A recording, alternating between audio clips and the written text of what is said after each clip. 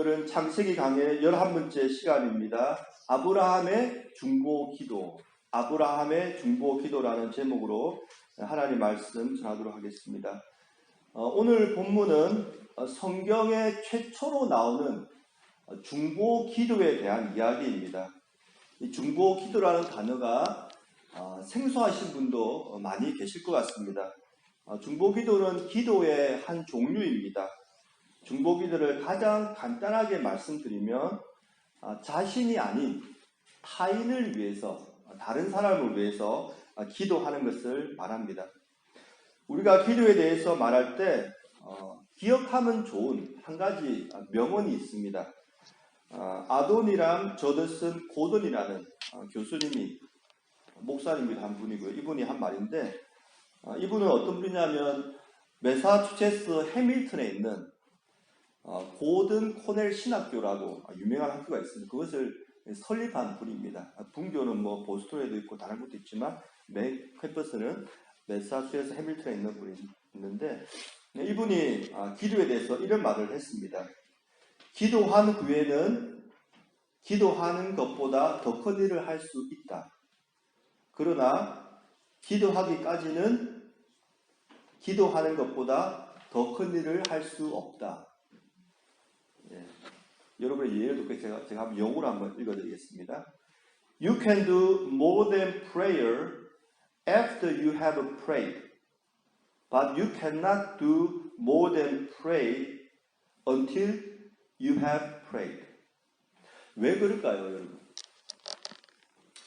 우리가 기도하지 않으면 우리의 능력만 나타나게 되죠. 하지만 우리가 기도하면은 하나님의 은혜와 능력이 나타나기 때문입니다. 중보기도도 마찬가지입니다. 우리가 중보기도를 하면은 하나님의 은혜와 능력이 우리의 기도를 통하여 나타나게 되어 있습니다. 오늘 말씀을 통하여 우리 모두 중보기도자로서 하나님 앞에 귀하게 쓰임 받으시기를 간절히 축원드립니다. 이제 본문 속으로 들어가 보겠습니다. 첫 번째 중보기도자는 무너진 곳을 막아 서서 기도하는 자입니다. 이 개념이 굉장히 중요합니다. 중보기도자에 대해서 이야기할 때 중보기도자의 아이덴티티, 중보기도자는 무너진 곳을 막아서서 기도하는 자입니다. 중보기도자에 대한 가장 좋은 그림 중 하나가 에스겔서 22장 29절로 31절에 잘 나와 있습니다. 제가 한번 읽어드리겠습니다. 이 땅 백성은 포악하고 강탈을 일삼고 가난하고 궁핍한 자를 압제하고 나그네를 부당하게 학대하였으므로 이 땅을 위하여 성을 쌓으며 성 무너진 자를 막아서서 나로 하여금 멸하지 못하게 할 사람을 내가 그 가운데서 찾다가 찾지 못하였으므로 내가 내 분노를 그들 위에 쏟으며 그들의 내 진노의 불로 멸하여 그들 행위대로 그들 머리에 보응하였느니라. 주 여호와의 말씀이니라. 이 말씀이 어떤 배경이 있냐면 이스라엘의 남유다가 멸망하게 된 그 이유에 대해서 이 말씀이 설명해 주고 있는 것입니다. 1차적으로 남유다가 멸망한 이유는 29절에 잘 나와 있습니다. 이 땅 백성은 포악하고 강탈을 일삼고 가난하고 궁핍한 자를 압제하고 나그네를 부당하게 학대하였다. 이런 것 때문에 남유다가 멸망당한 것입니다. 그런데 성경을 자세히 보시면 이것이 1차적인 이유이기는 하지만 전부가 아니라는 것을 알 수 있습니다. 그것이 무엇입니까? 바로 30절에 나와 있죠. 이 땅을 위하여 성을 쌓으며 성 무너진 데를 막아서서 나로 하여금 멸하지 못하게 할 사람을 내가 그 가운데서 찾다가 찾지 못하였으므로 내 분노를 내 진노의 불로 그들을 멸하였느니라. 이렇게 지금 말씀하고 있는 것입니다. 그러니까 하나님께서는 유다를 위해 성을 쌓고 성 무너진 데를 막아서서 하나님의 진노의 불이 임하지 못하도록 하는 사람을 찾았지만 찾지 못해가지고 유다가 멸망당했다고 말씀하고 있는 것입니다. 이 말씀은 유다를 위하여 중보 기도할 자를 찾지 못하여 멸망시켰다는 말씀입니다. 이동호 목사님이 여기에 대해서 이렇게 설명을 했습니다. 우리는 여기서 중보 기도자에 대한 가장 아름다운 그림을 보게 됩니다. 무너진 데를 막아서서 하나님께서 멸하지 못하게 할 사람을 찾다가 찾지 못해서 결국 하나님의 진노가 쏟아졌다는 것입니다. 우리가 조금 전에 읽었던 오늘 본문 창세기 18장도 정확하게 이 말을 우리에게 해주고 있는 것입니다. 소돔과 고모라가 멸망한 1차적인 이유는 그들의 죄악 때문입니다. 오늘 본문 20절, 21절에 보니까 이렇게 기록하고 있지요. 여호와께서 또 이르시되 소돔과 고모라에 대한 부르짖음이 크고 그 죄악의 심이 무거우니 내가 이제 내려가서 그 모든 행한 것이 과연 내게 들린 부르짖음과 같은지 그렇지 않은지 내가 보고 알려 하노라. 이렇게 지금 말씀하신 겁니다. 그러니까 소돔과 고모라에 대한 부르짖음이 크고 죄악이 심이 무거웠기 때문에, 너무 컸기 때문에 소돔과 고모라가 멸망을 당한 것이지요. 그것이 바로 1차적인 이유입니다. 여기서 우리가 조금 주목해야 될 단어가 있는데 부르짖음이 크다는 단어입니다. 소돔과 고모라에 대한 부르짖음이 크다. 어떤 부르짖음을 여기서 말을 하고 있을까요? 제임스 몽고메리 보이스 목사님이 현대 사회의 부르짖음에 대해서 설명을 한 부분이 있습니다. 이 설명을 읽어보면은 소돔과 고모라에서 발생한 부르짖음이 어떤 성격의 것이었는지를 우리가 조금 짐작을 할 수가 있습니다. 제가 한번 제임스 몽고메리 보이스 목사님의 글을 한번 읽어보겠습니다. 들어보십시오. 당신의 마음속에 저 부르짖음이 들리지 않습니까? 나는 술에 취한 아버지에게 구타당하고 있는 가엾고 상처받고 겁먹은 한 아이의 부르짖음을 듣습니다. 또 다른 부르짖음이 있습니다. 그것은 한 노인이 거리의 젊은 갱단에게 폭행을 당하며 외치는 부르짖음입니다.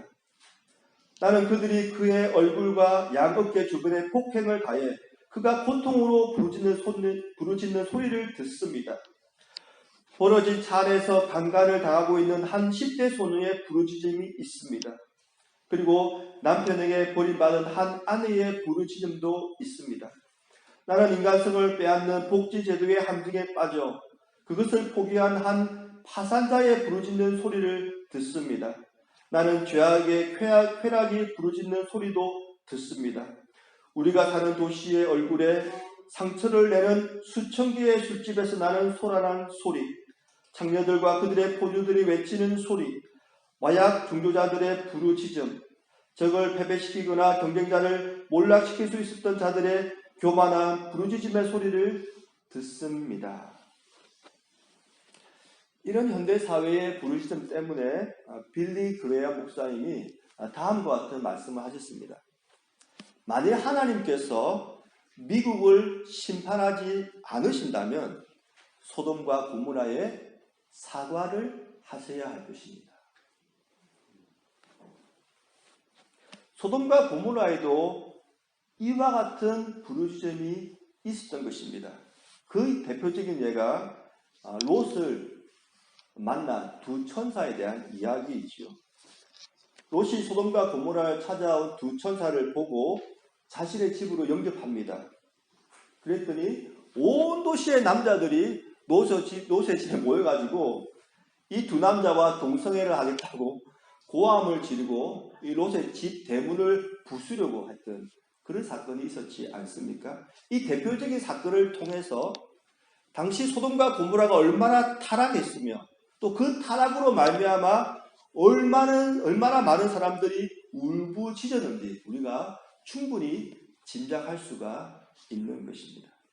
그러니까 이러한 소돔과 고모라의 죄악이 소돔과 고모라가 멸망한 1차적인 원인이라는 것입니다. 그런데 본문을 좀 잘 보시면 하나님께서 소돔과 고모라를 멸망시키는 것을 주춤거리시는 것을 우리가 볼 수가 있습니다. 왜냐하면 중보 기도자가 나타나서 소돔과 고모라의 무너진 곳을 막아섰기 때문입니다. 그 사람이 바로 아브라함이죠. 아브라함이 23절과 25절에 세 가지 질문을 던지면서 소돔과 고모라를 위해서 중보 기도를 합니다. 제가 한번 그 부분을 읽어드리겠습니다. 아브라함이 가까이 나아가 이르되 주께서 의인을 악인과 함께 멸하려 하시나이까? 그 성중에 의인 50명이 있을지라도 주께서 그곳을 멸하시고 그 50의인을 위하여 용서하지 아니하시리이까? 주께서 이같이 하사 의인을 악인과 함께 죽이시면 부당하오며 의인과 악인을 같이 하심도 부당하니이다. 세상을 심판하시는 이가 정의를 행하실 것이 아니니까. 아브라함이 소돔과 고모라의 무너진 곳을 막아서서 하나님께 세 가지 질문을 하면서 중보 기도를 했습니다. 그러자 하나님께서 아브라함의 기도를 들어주셨습니다. 26절에 나와 있지요. 여호와께서 이르시되 내가 만일 소돔 성읍 가운데에서 의인 50명을 찾으면 그들을 위하여 온 지역을 용서하리라. 물론 우리가 본문을 더 읽어 내려가다 보면 이 숫자가 50명에서 10명으로 줄어드는 것을 알 수 있습니다. 어쨌든 아브라함이 지금 소돔과 고모라의 무너진 곳을 막아서서 중보기도 할 때 하나님께서 아브라함의 기도를 들어주신 것입니다. 우리가 성경을 읽다 보면 이런 예가 참으로 많다는 것을 알 수가 있습니다. 대표적인 예를 한 가지만 더 들려드리겠습니다. 출애굽기 32장에 나오는 사건입니다. 우리가 지금 읽을 출애굽기 32장의 사건은 모세가 십계명을 받기 위해서 시내산으로 올라갑니다. 그런데 이스라엘 백성들이 생각하는 그 시간보다 모세가 너무 늦게 내려온 것입니다.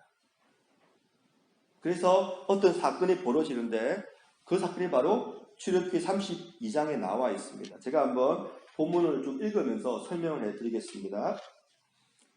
백성이 모세가 산에서 내려옴이 더딤을 보고 모여 백성이 아론에게 이르러 말하되 일어나라 우리를 위하여 우리를 인도할 신을 만들라. 이 모세 곧 우리를 애굽 땅에서 인도하여 낸 사람은 어찌 되었는지 알지 못함이니라. 여기 보시면 앞으로 우리를 인도할 신, 이 광야에서 우리를 인도할 신을 만들라고 지금 요청을 했지요. 그러자 조금 본문을 건너뛰어서 4절에서 아론이 그들의 손에서 금고리를 받아 부어서 조각칼로 새겨 송아지 형상을 만드니 그들이 말하되 이스라엘아 이는 너희를 애굽 땅에서 인도하여 낸 너희의 신이로다 하는지라. 좀 바뀌었지요, 그죠? 앞으로 인도할 신을 만들자 했는데 그들이 지금 무슨 말을 하냐면 이 신이 바로 우리를 애굽 땅에서 인도하여 낸 신이라고 말한 겁니다. 지금 하나님을 완전히 무시해버린 거예요. 그러자 7절에서 하나님께서 말씀하십니다. 여호와께서 모세에게 이르시되 너는 내려가라. 시내산에서 내려가는 거겠죠. 시내 광야로. 내가 애굽 땅에서 인도하여 낸 내 백성이 부패하였도다.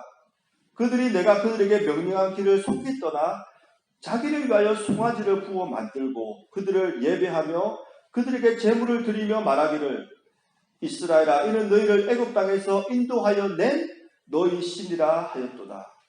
여호와께서 또 모세에게 이르시되 내가 이 백성을 보니 목이 뻣뻣한 백성이로다. 그런즉 내가 하는 대로 두라. 내가 그들에게 진노하여 그들을 진멸하고 너를 큰 나라가 되게 하리라. 하나님께서 우상을 숭배한 이스라엘 백성들을 그냥 멸해버리시고 모세를 통하여 새로운 민족을 만들겠다고 지금 심판의 메시지를 말씀하신 겁니다. 그러자 모세가 하나님의 심판의 메시지를 듣고 이스라엘의 무너진 곳을 막아서서 중보 기도를 드립니다. 그 부분이 바로 11절부터 나와 있습니다. 모세가 그의 하나님 여호와께 구하여 이르되 여호와여 어찌하여 그 크신 권능과 강한 손으로 애굽 땅에서 인도하여 내신 주의 백성에게 진도하시나이까. 어찌하여 애굽 사람들이 이르기를 여호와가 자기 백성을 산에서 죽이고 지면에서 진멸하려는 악한 의도로 인도해 내었다고 말하게 하시려 하나이까. 여기서도 아브라함 같이 두 번이나 질문을 합니다. 그죠? 아브라함은 3번 질문했고 모세는 2번이나 질문하죠. 그리고 또 말합니다. 주의 맹렬한 노를 거치시고 뜻을 돌이키사 주의 백성에게 이 화를 내리지 마옵소서. 주의 종 아브라함과 이삭과 이스라엘, 여기서 이스라엘은 야곱입니다. 이스라엘을 기억하소서. 주께서 그들을 위하여 주를 가리켜 맹세하여 이르시기를 내가 너희의 자손을 하늘의 별처럼 많게 하고 내가 허락한 이 온 땅을 너희 자손에게 주어 영원한 기업이 되게 하리라 하셨나이다. 이렇게 모세가 기도를 드리자 하나님께서 그 기도에 응답해 주셨습니다. 그것이 14절이지요. 여호와께서 뜻을 돌이키사 말씀하신 화를 그 백성에게 내리지 아니하시니라. 사랑하는 성도 여러분, 중보기도자는 이렇게 무너진 곳을 막아서서 기도하는 자입니다. 그런데 여기서 무너진 곳이란 꼭 죄악만을 의미하지는 않습니다. 무너진 자녀의 신앙, 무너진 부모님의 건강, 무너진 나라의 리더십, 이 모든 부분을 가지고 우리가 중보기도할 수가 있는 것입니다. 사랑하는 성도 여러분, 우리 모두 무너진 곳을 찾아서 그 무너진 곳을 위해서 기도하십시다. 그래서 우리의 중보기도를 통하여 하나님의 은혜와 치유의 역사가 우리의 가정과 우리의 교회와 우리의 나라와 온 열방 가운데 임하도록 하십시다. 두 번째는 중보기도자는 겸손하게 기도하는 자입니다. 가만히 생각해 보면 우리가 누군가를 위해서 중보기도할 자격이 있습니까?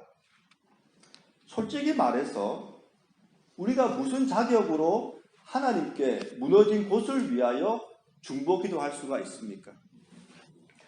사실은 우리 중에 아무도 무너진 곳을 위해서 기도할 자격은 없습니다. 아브라함도 그것을 잘 알았습니다. 그래서 아브라함의 기도를 보면 그가 얼마나 겸손하게 기도했는지를 알 수가 있습니다. 그 대표적인 구절이 27절, 28절에 나와 있죠. 아브라함이 대답하여 이르되 나는 티끌이나 재와 같사오나 감히 죽게 아뢰나이다. 한번 후 하고 바람 불면 그냥 없어질 티끌이나 재와 같은 존재이지만 감히 주님께 아뢰입니다. 그런 겸손한 심정으로 하나님 앞에 기도를 드린 겁니다. 그랬더니 하나님께서 28절에 아브라함의 기도에 응답해 주신 것입니다. 우리도 마찬가지입니다. 신학적으로 볼 때 중보자는 예수님밖에 없습니다.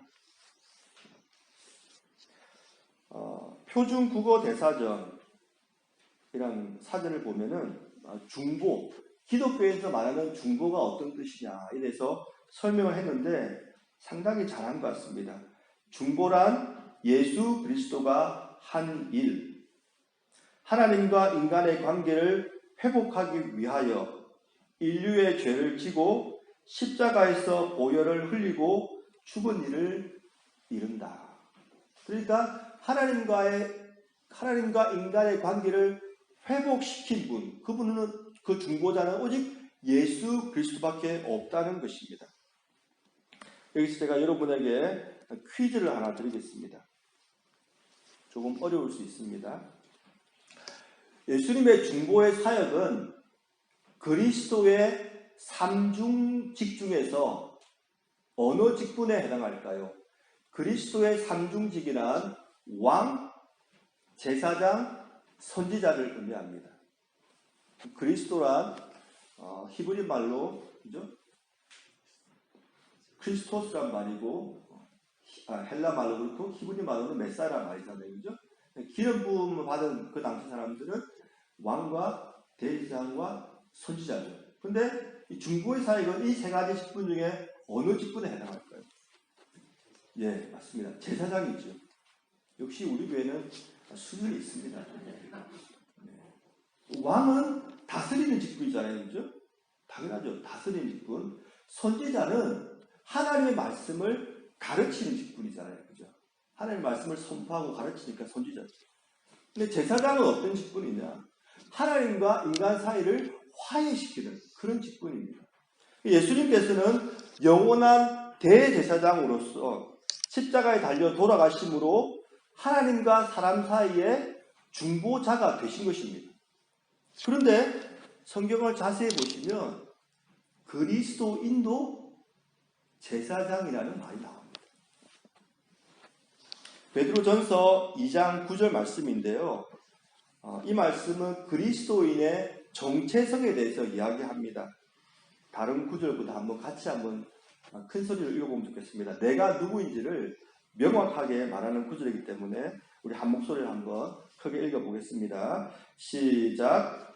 그러나 너희는 택하신 족속이요 왕같은 제사장들이요 거룩한 나라요 그의 소유가 된 백성이니 이는 너희를 어두운 데서 불러내어 그의 기이한 빛에 들어가게 하시니에 아름다운 덕을 선포하게 하려 하심이라. 여기 보면 그리스도의 정체성에서 몇 가지를 이야기하는데 우리가 딱 눈에 띄는 그게 단어가 있지요. 왕같은 제사장들이다. 그러니까 우리가 제사장이라는 정체성을 가지고 있다는 겁니다.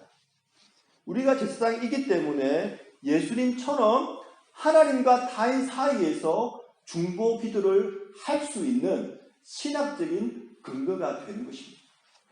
이것은 그리스도인만이 가지는 고유한 특권입니다. 그런데 얼마나 많은 그리스도인들이 타인을 위한 이 중보 기도의 특권을 사용하고 있습니까? 사회정책학 교수인 존 맥나이트라는 교수님이 있습니다. 이분이 쓴 책 중에 하나가 The Abundant Community. 참 좋은 책입니다. 한번 여러분 여유가 되시면 읽어보시면 좋은 책인데 이 존 맥나이트 교수님이 이 책을 쓰면서 그 책 중에 흥미로운 이야기를 했는데 감옥에 대한 이야기를 했습니다. 이 책 읽다가 좀 아주 재미있는 감옥에 대한 묘사를 해가지고 제가 한번 이렇게 적어봤는데 제가 한번 읽어드리겠습니다. 감옥은 당신의 자유를 빼앗아 가겠다는 사회적 결정이다. 감옥은 우리가 당신에게 당신의 능력을 발휘하지 못한다고 말하는 장소이다. 당신의 능력을 발휘하지 못하게 하는 것은 우리가 어떤 사람에게 가할 수 있는 최악의 형벌이다. 자유의 반대는 당신의 능력을 발휘하지 못하게 하는 것이다. 감옥 안에서 우리는 당신이 살 수 있도록 해준다. 먹을 것을 주고 의료를 제공한다. 하지만 우리는 당신이 당신의 능력을 발휘하도록 허락하지 않는다. 그러니까 감옥이라는 곳은 사람의 자유를 빼앗는 곳이라는 것입니다. 그런데 그게 어떤 자유냐면은 타인을 위해서 능력을 발휘할 자유를 빼앗는 것이라는 것입니다. 그러니까 감옥에 갇힌 사람들은 사회에서 전혀 쓸모가 없는 사람이 되고 마는 것입니다. 이것이 바로 최악의 형벌이라고 사회학 교수가 이야기한 것입니다. 저는 이 글을 읽으면서 얼마나 많은 그리스도인들이 자아라는 감옥에 갇혀 있는지 모른다는 그런 생각을 하게 되었습니다. 만약 우리가 우리 자신만을 위해서 기도하고 우리 자신만을 위해서 우리의 시간과 물질을 사용한다면 그 사람은 자아라는 감옥에 스스로를 가두어 버리는 것입니다. 그래서 저는 중보 기도란 무엇인가? 자아라는 감옥에서 탈출하는 것이 바로 중보 기도다. 이렇게 말씀을 드리고 싶습니다. 우리가 잘 아는 디트리히 본헤프라는 독일 목사님 계시죠. 이분이 중보 기도에 대해서 비슷하지만 조금 다른 각도에서 이야기를 한 것이 있습니다. 제가 한번 읽어드립니다. 중보 기도란 개인과 공동체가 날마다 스스로를 정화하기 위하여 반드시 해야 하는 목욕과 같은 것이다. 그러니까 중보 기도는 영혼의 목욕을 하는 것이라는 것입니다.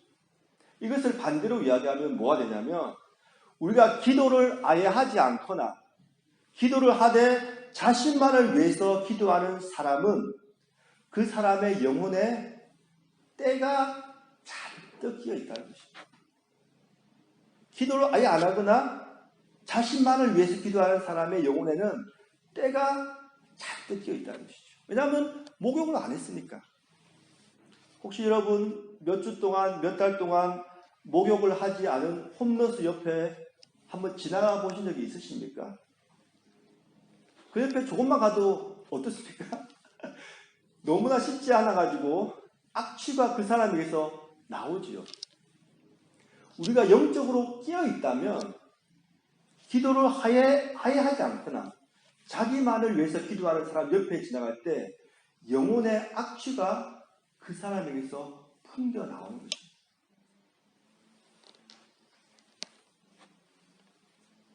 그래서 저는 중보 기도를 다음과 같이 말하고 싶습니다. 중보 기도는 결국 나를 살리는 기도이다. 타인을 위해서 하는 기도이지만 결국에는 나를 살리는 기도가 바로 중보 기도다. 그렇게 말씀드리고 싶습니다. 그래서 중보 기도에 대해서 정확히 알고 있는 사람은 겸손할 수밖에 없다는 것입니다. 마지막으로 중보 기도자는 믿음으로 기도하는 자입니다. 믿음으로 기도하는 자. 조금 길지만 제가 29절부터 32절까지 한번 쭉 읽어드릴 테니까 한번 같이 눈으로 따라 읽어보시면 좋겠습니다. 아브라함이 또 이르시면 거기서 40명을 찾으시면 어찌하려 하시나이까. 이르시되 40명으로 말미암아 멸하지 아니하리라. 아브라함이 이르되 내 주여 노하지 마시옵고 말씀하게 하옵소서. 거기서 30명을 찾으시면 어찌하려 하시나이까. 이르시되 내가 거기서 30명을 찾으면 그리하지 아니하리라. 아브라함이 또 이르되 내가 감히 내줄게 아니나이다. 거기서 20명을 찾으시면 어찌하려 하시나이까. 이르시되 내가 20명으로 말미암아 그리하지 아니하리라. 아브라함이 또 이르되 주는 노하지 마옵소서. 내가 이것만 더 아벨이이다. 거기서 10명을 찾으시면 어찌하려 하시나이까. 이르시되 내가 10명으로 말미암아 멸하지 아니하리라. 우리가 본문을 쭉 읽어보면은 아브라함이 총 6번을 기도했다는 것을 알 수 있습니다. 숫자도 점점 줄어들었습니다. 50명, 45명, 40명, 30명, 20명, 10명까지. 아브라함이 이렇게 6번이나 기도할 수 있었던 근거는 하나님께서 기도를 들으신다는 믿음이 있었기 때문입니다. 한번 이렇게 가정해 보십시다. 아브라함이 첫 번째 50명을 놓고 기도했을 때 만약에 하나님께서 이렇게 응답하셨다면 아브라함이 어떻게 했을까요? 하나님의 말씀입니다. 제가 지어낸 이야기입니다. 야 이놈아, 내 귀에는 소돔과 고모라에서 부르짖는 소리가 들리지 않느냐? 노인들이 폭행을 당하고 어린 소녀들이 강간당하고 부자가 가난한 자를 착취하는 이 부르짖는 소리가 들리지 않느냐? 소돔과 고모라는 내가 진작에 멸망시켜야 했는데 지금까지 참았느니라. 다시는 이 문제로 기도하지 말거라.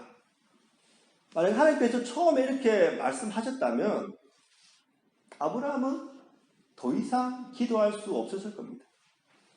하지만 하나님께서는 어떻게 말씀하셨습니까? 반대로 말씀하셨죠. 29절 보니까 40명으로 말미암아 멸하지 아니하리라.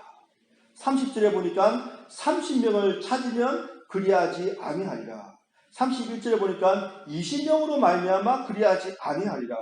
32절에 보니까 심령으로 말미암아 멸하지 아니하리라.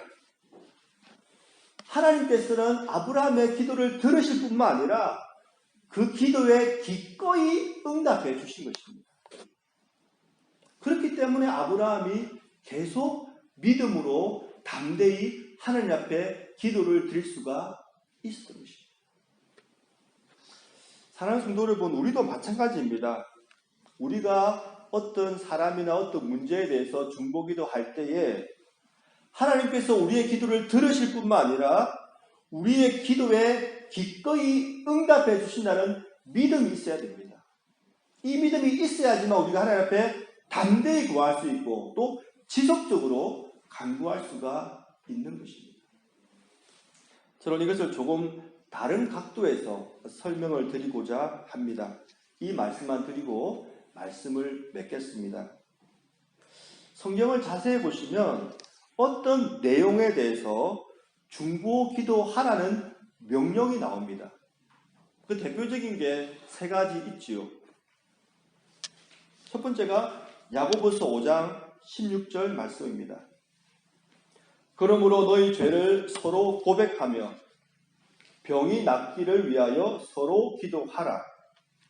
의인의 간구는 역사하는 힘이 큼이니라. 육체에 병든 자를 위하여 중보 기도하라고 지금 명령하신 겁니다.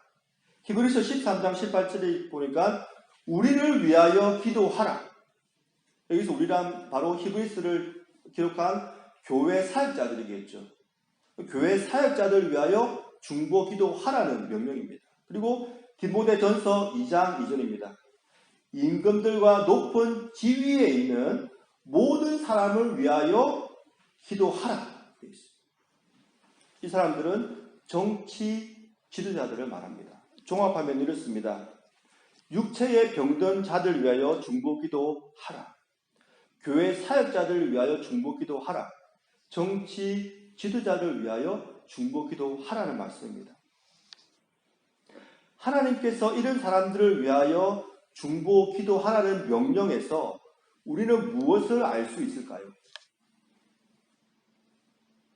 우리가 이 문제를 놓고 기도할 때 하나님께서는 응답해 주실 거라는 믿음을 가질 수가 있는 거죠. 왜냐하면 하나님의 명령에는 하나님의 약속이 포함되어 있기 때문이죠.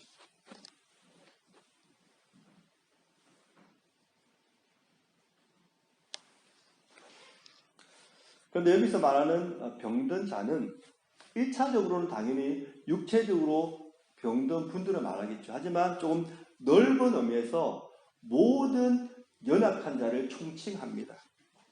그래서 우리는 육체적으로 아픈 분들을 위해서 중보기도 할 수 있고 영적으로 신앙을 잃은 분들을 위해서 중보기도 할 수 있고 사업에서 실패하신 분을 위하여 중보기도 할 수 있고 또 사랑하는 엄마나 친구나 사랑하는 가족을 잃은 사람들을 위해서 우리가 중보기도 할 수가 있는 겁니다. 왜냐하면 그 모든 분들이 다 연약한 분들이기 때문이죠. 교회 사역자란 1차적으로는 교회 목회자나 선교사를 가릴 겁니다. 하지만 넓은 의미에서 보면 교회 안에 있는 모든 직분자들, 장로님, 집사님, 또 우리 교회는 작지만 큰 교회 가면 성가대, 지휘자, 그 모든 직분자들이 다 교회 사역자들이죠. 그리고 모든 선교 기관에서 일하는 분들을 위해서 우리가 중보 기도를 할 수가 있는 것이고 또 해야 되는 것입니다. 요즘 우리가 오카네 목사님의 서적을 읽고 있는데 오카네 목사님이 하신 말씀 중에서 우리에게 도움이 될 만한 부분이 있어서 제가 소개해 드리겠습니다. 제가 사랑의 교회를 다닐 당시에 사랑의 교회는 4부 예배를 드렸습니다. 1부 예배는 주일날 일찍 와서 예배 드리고 싶은 분들, 그죠? 그분들이 오셔서 예배 드렸고 2부 예배는 보통 이제 목회자들이나 교회 사역자들이 빨리 와서 예배를 드리고 3부 시간에 흩어져서 이제 봉사하려고 이렇게 사역자들이 거의 중심이 돼서 예배를 드렸고 물론 중심이란 말은 교회는 꽉 차 있지만 오른 분들이 다 그런 분들이란 겁니다. 3부 예배는 이제 보통 일반 성도님들이 많이 오셨고 4부 예배는 젊은이들이 많이 왔습니다. 그런데 옥 목사님이 어떤 말씀을 한번 하셨냐면은 3부 예배보다 2부 예배, 즉 사역자들이 많이 나오는 예배에서 내가 설교를 할 때 영적으로 많은 힘을 얻는다는 그런 말씀을 하셨습니다. 그리고 그 이유에 대해서 설명을 했습니다. 3부 예배에 나오는 일반 성도님들은 옥 목사가 설교를 잘하는지 못하는지 판단하면서 설교를 듣습니다. 그런데 2부 예배에 나오는 교회 사역자들은 옥 목사의 사역과 설교를 위하여 중보기도하면서 설교를 듣습니다. 그래서 제가 2부 예배 때 설교하면 오히려 영적으로 강한 힘을 얻게 됩니다. 여러분도 제 설교를 들으실 때 판단하시기보다 중보 기도하시면서 설교 들으시지요. 여러분이 어디를 가시든 그런 마음으로 설교를 들으시면 목회자에게도 복이 될 뿐 아니라 여러분에게도 복이 됩니다. 왜냐하면 하나님 말씀을 그대로 받아들일 수가 있기 때문입니다. 마지막으로 우리가 지도자를 위해서, 정치 지도자를 위해서 기도하는 이유는 그 정치 지도자를 위해서가 아니라 우리가 고요하고 평안한 생활을 하기 위함이라고 지금 설명을 해주고 있습니다. 미국에 있는 우리는 도널드 트럼프 대통령을 위해서 기도해야 하고, 또 한국에 마음이 있으신 분들은 문재인 대통령을 위해서 기도해야 합니다. 비록 우리 중에 정치적으로 트럼프 대통령이나 문재인 대통령의 정책이 마음에 들지 않더라도 그들을 비판하기보다 그들을 위해서 기도해야 합니다. 그 이유는 그 사람들을 위해서가 아니라 우리와 우리 가족이 고요하고 평안한 생활을 하기 위해서, 그분들의 정치 리더십을 위해서 기도해야 되는 것입니다. 사랑하는 성도 여러분, 이번 한 주간 살아가면서 우리 주위에 일어나고 있는 일들을 한번 유심히 관찰해 보십시다. 그리고 뉴스를 접할 때마다 그 문제를 놓고 중보기도 하십시다. 우리의 기도를 통하여 주님께